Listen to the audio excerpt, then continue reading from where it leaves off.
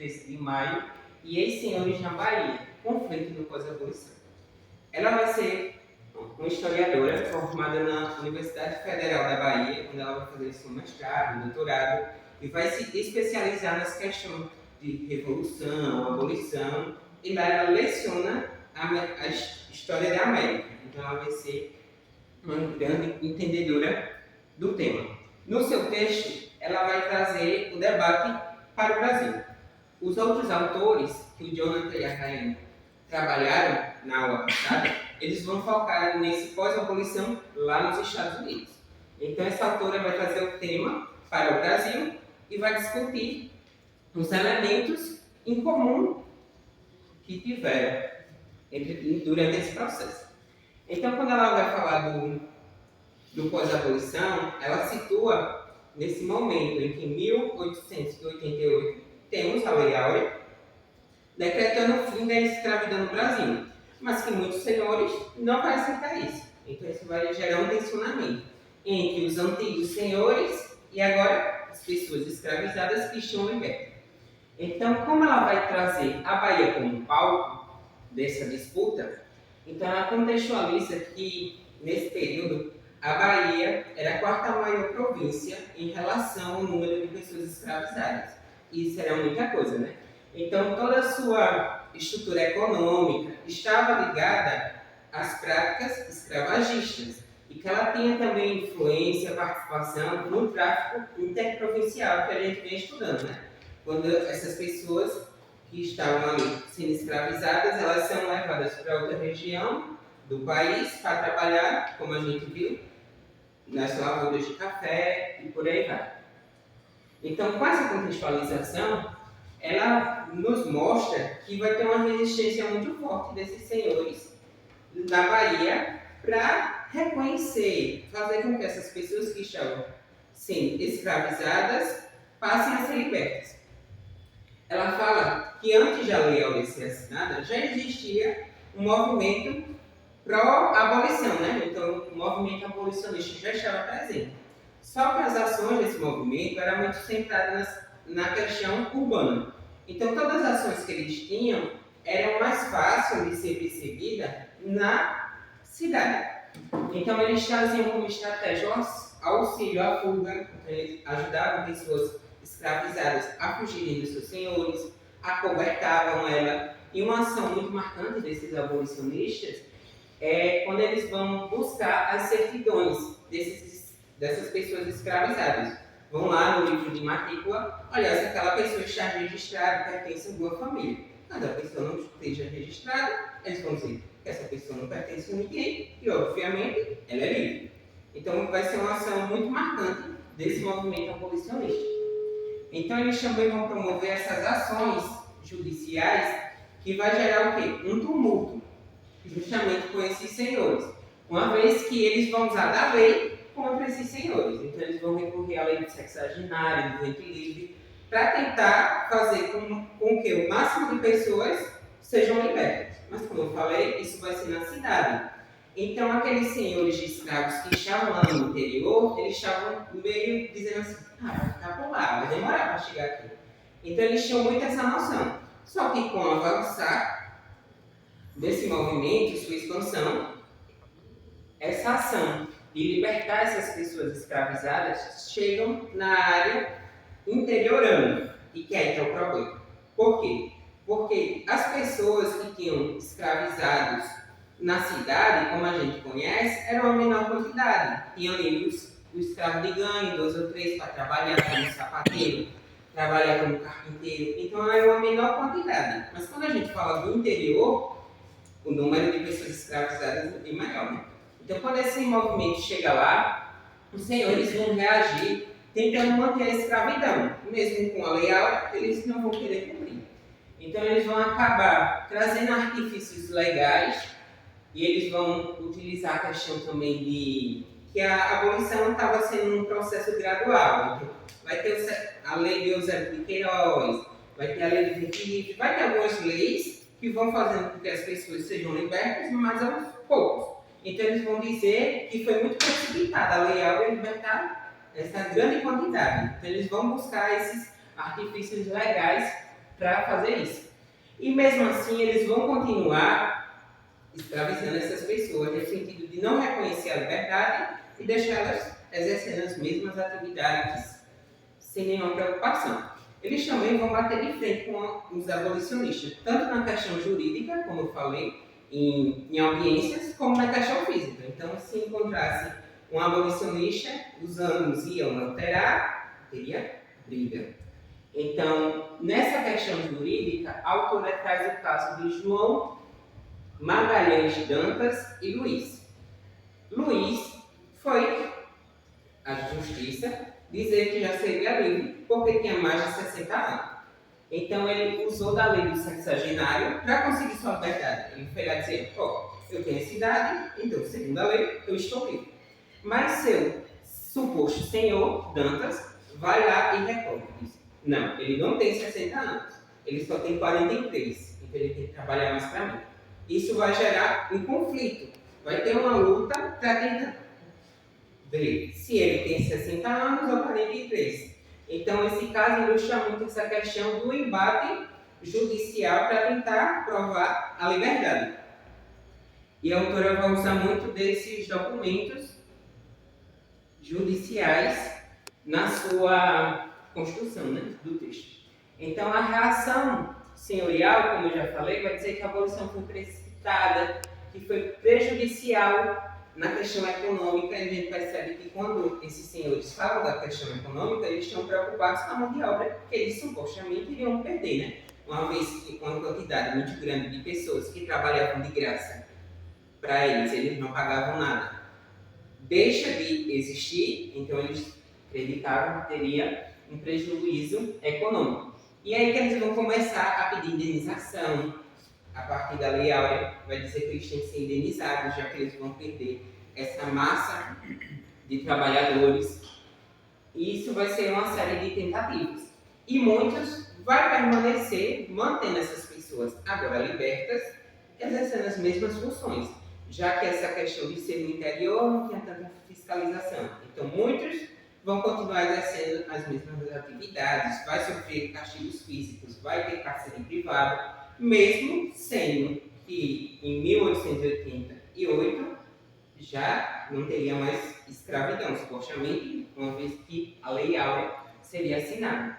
Então, sobre essa questão de uma solução gradual para a escravidão, o texto traz essas duas falas, né, desses senhores falando dessa indignação que eles sentiam com a Lei Áurea.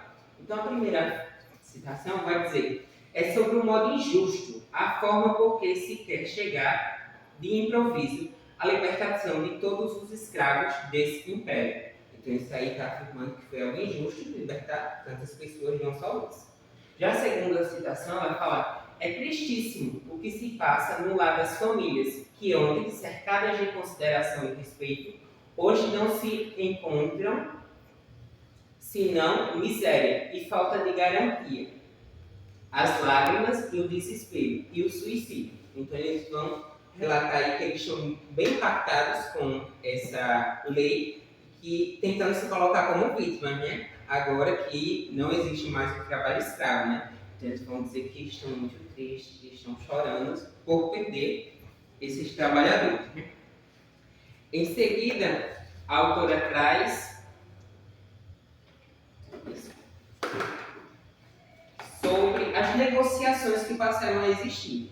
Uma vez que a escravidão não existe, já que temos a Lei Áurea, precisa existir outra forma dessa relação de trabalho, né?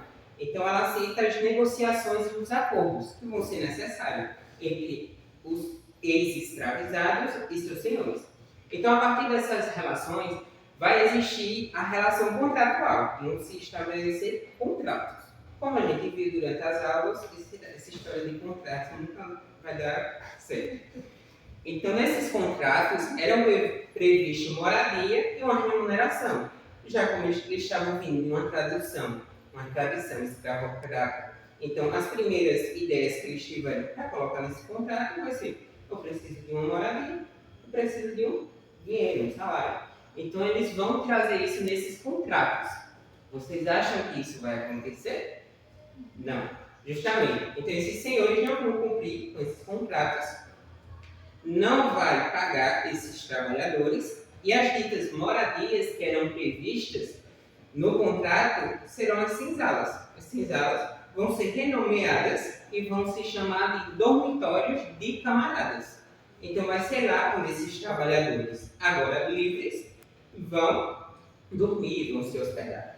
Então a gente percebe essa persistência da estrutura escravagista no nosso país, especialmente na Bahia, como a autora fala.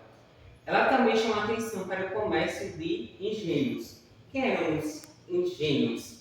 Eram os filhos de mulheres escravas, mas que nasceram depois da lei do ventre livre. Então eles seriam livres.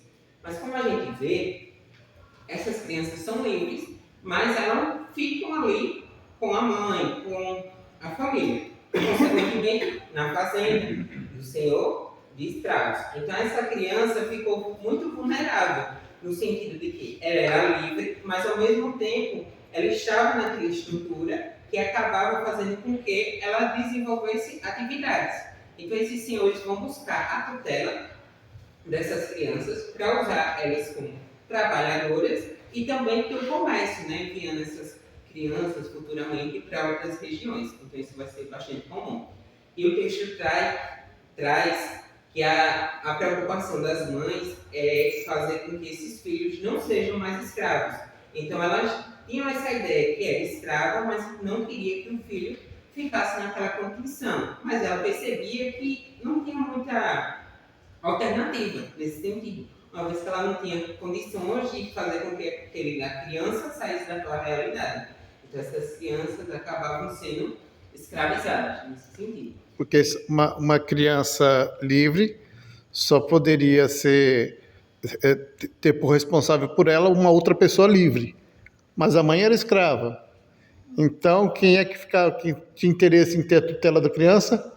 O dono da mãe. Isso, senhor de escravos. Então, justamente essa relação que vai se apresentar. Então, a autora vai trabalhar com relatórios policiais e uma coisa que ela chama a atenção é a resistência, né? Porque a gente está falando muito nessa questão do senhor trazer propostas para manter essas pessoas nesses trabalhos e explorando elas, né? Mas ela diz que vai existir sim uma resistência dessas pessoas libertas. E um ponto que ela traz é a questão da justiça. Muitas pessoas libertas vão à justiça denunciar, reclamar e lutar pela sua liberdade. Uma coisa que a gente não costuma ver muito, né? Uma pessoa que estava na situação de escravo, que tinha toda a questão social em volta dela não ser tratada como cidadã, então procurar justiça para lutar por seus direitos, né? Mas isso também mostra que essas pessoas que estavam nessas condições tinham consciência dos seus direitos e da situação que ela estava enfrentando. Então, muitas pessoas que estavam livres, que permaneceram sob essas práticas escravocratas, vão à justiça recorrer sua liberdade, apontando, denunciando os seus senhores, agora patrões, das atitudes, como o cárcere privado, os castigos físicos. Então, ela vai trabalhar com esses relatórios. Outra forma de resistência que essas pessoas tiveram foi a ocupação de terras. Então, eles entendiam que tinham trabalhado durante a vida toda naquela fazenda, que eles precisavam agora, que estavam livres, de sobreviver. E eles entendiam que nada mais justo do que ter um pedaço de terra, né? Então, eles começaram a ocupar essas terras e isso também gerou um conflito. E muitos deles vão ter casos de invasões em propriedades, né? Partir para a questão da violência para conseguir essa terra que seria a forma deles sobreviver. Então vai ser muito comum saques e invasões e até mesmo incêndios nessas fazendas, nessas plantações, né? É onde chega a autora num ponto muito interessante, que eu acho, é a questão da liberdade da cidadania. Que a gente pode até passar por despercebido, né? Porque a gente pensa assim, que essas pessoas, uma vez que não existe mais escravidão, elas vão ser tratadas como as outras pessoas, né? Só que não é bem assim. Essas pessoas não eram entendidas como cidadãs. Então elas não eram, pela sociedade, dignas dos direitos que as outras pessoas livres, brancas e até mesmo pobres tinham. Então essas pessoas que vieram desse sistema escravista não vão ter os mesmos direitos que as outras pessoas. E onde a gente chega na questão que a sociedade reconhecia essa pessoa ex-escravizada. Então era muito comum as pessoas se referirem aos ex-escravizados como libertos do 13 de maio, recém-libertos. Só nessas palavras a gente vê o preconceito que existia da sociedade para com essas pessoas. Então era a forma de frisar que essas pessoas não eram cidadãs. Essas pessoas eram escravizadas e que a partir de 13 de maio elas tiveram uma nova condição, elas estão entendidas de outra forma. E onde vai chegar a questão dos significados da liberdade, né? Onde essas pessoas vão entender liberdade no sentido, como o Jonathan falou no texto dele, de se movimentar, ir para outros lugares sem precisar dizer ao seu Senhor. Então vai entender a questão da remuneração, das comemorações, poder fazer suas comemorações.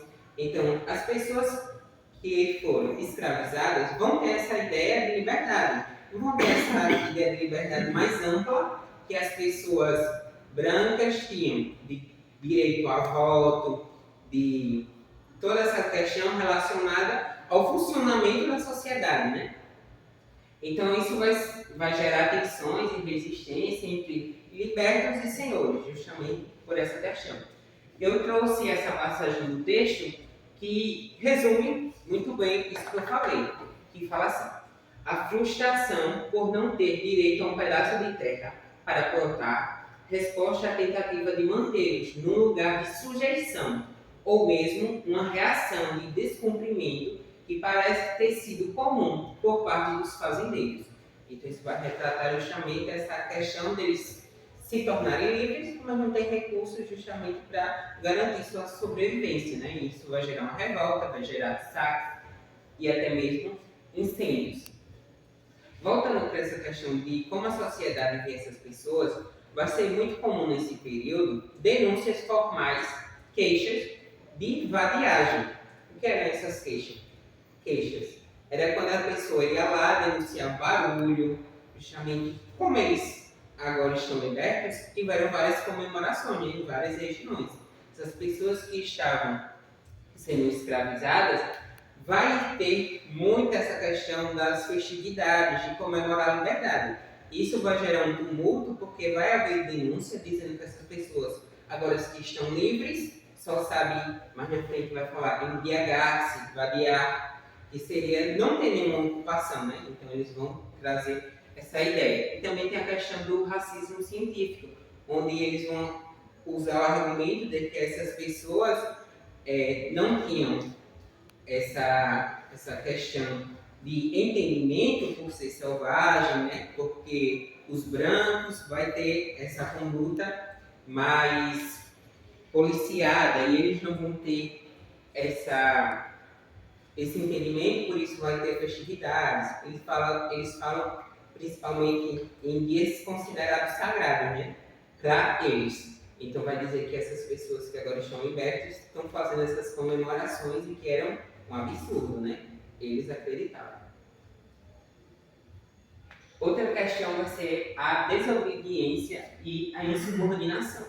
Como essas pessoas viveram parte da sua vida tendo que se curvar diante do seu Senhor, se portar de forma diferente ao sair, justamente por estar na condição de escravizados, agora que elas estão livres, elas vão bater de frente, não vão aceitar ser colocada como inferior.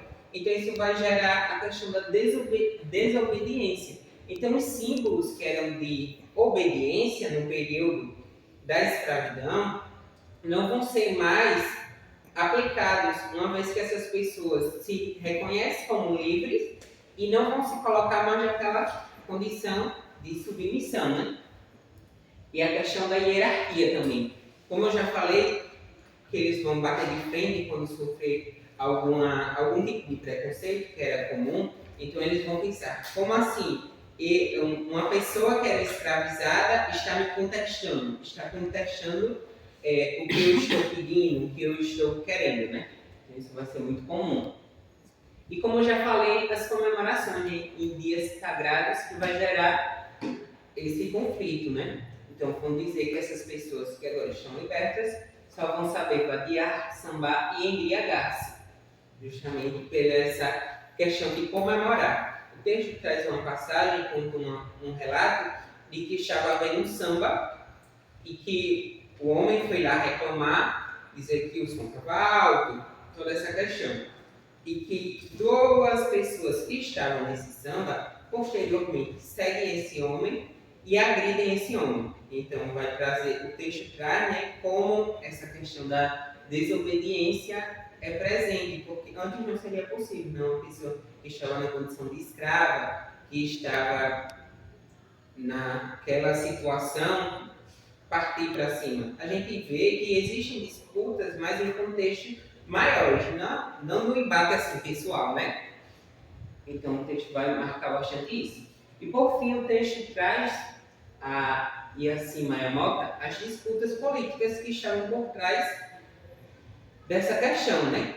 Então ela vai dizer que essas pessoas que foram libertas vão ser utilizadas pelos abolicionistas, os liberais, como um apoio, né? Como eles eram uma grande quantidade, os liberais vão se sentir com um grande apoio popular, isso vai gerar um conflito com os conservadores, né?